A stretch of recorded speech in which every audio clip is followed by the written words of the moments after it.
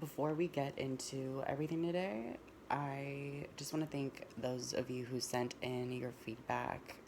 I did a Q&A like a week ago asking what you guys wanted to be discussed on the podcast, or just topics or questions you had, or um, just, really looking for feedback. So, firstly, I kind of want to address how quarantine has been for me. I really haven't spoken much about this. I've really been staying home. I really don't leave unless it's necessary, and I'm always wearing a mask and gloves. I know some people say that you don't need to be wearing gloves right now, but I still am doing it because why not? Um, I think that as tough as some parts of this self isolation has been,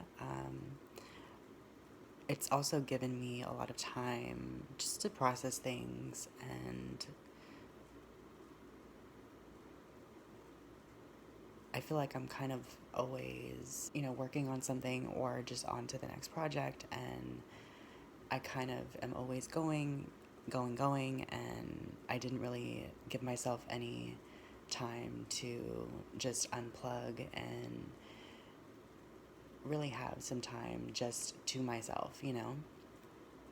And with that has come a lot of self realization and just wanting to wanting to work through some things in my past.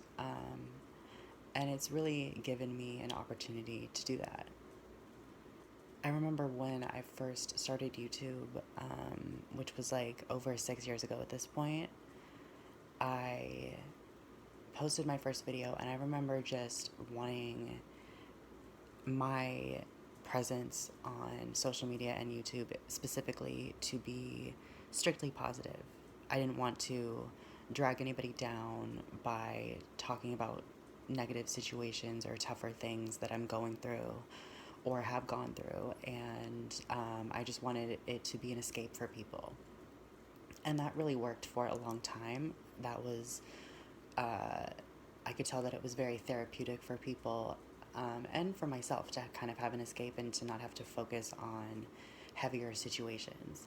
But I think ultimately, as time has gone on, it has actually become a disservice to myself and to other people who might be experiencing similar things, and me not speaking on those things really has had an adverse effect on me. And being vulnerable is something that I really am new to doing publicly. I have been on the internet for a while, but I haven't really opened up.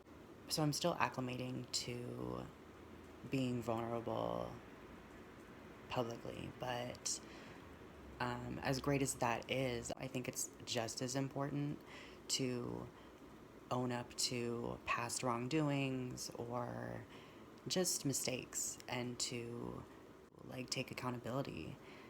I think that that's something that is really lacking on the internet, and I really want to acknowledge the fact that I'm human and that I'm not perfect, and not, you know, I have made mistakes. And so basically, if you've been following me for a while, in 2017, there was an article that someone wrote on Amanda Bynes and her situation that she went through publicly a couple years ago.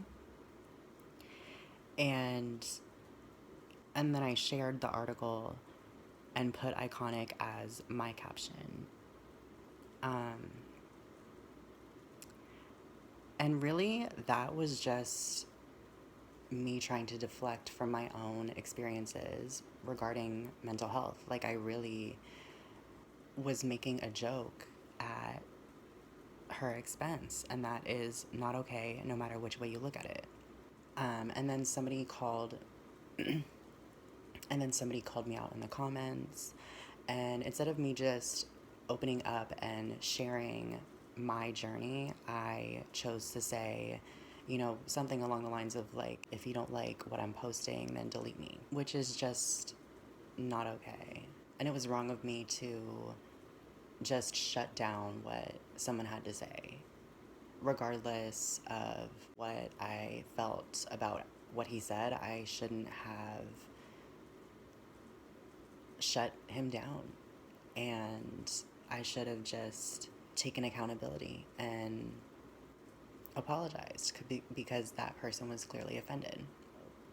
And as I've had time to reflect on my post and my reaction, I just hate that I said what I said and reacted the way that I did, because I feel like it's jokes like that I made that are responsible for just furthering negative stigma or just misunderstanding in general around the conversation of mental health. But it's like, even though I see the error of my ways now, I feel like it's it's not enough just to acknowledge that and keep it moving. You know what I mean? I feel like just acknowledging that isn't enough. And regardless of what was going on in my life at the time, or how much I did or didn't know about Amanda Bynes' specific situation, it was not my place to speak on anyone else's, public struggles. Like, it's hard enough to go through something tough, but to have to go through it publicly, and like, I can't even imagine that. So, it really was not my place to make any sort of jokes regarding a public struggle of any kind.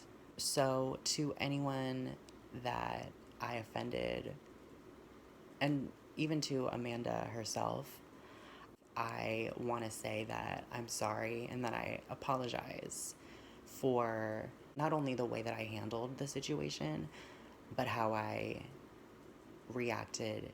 And at this point, I just want to do what I can to hopefully continue the conversation and just understanding in general of mental health, and just share my personal experiences and what I've been through. And hopefully that will let anybody know that is or has experienced situations that have, been harmful to their mental state.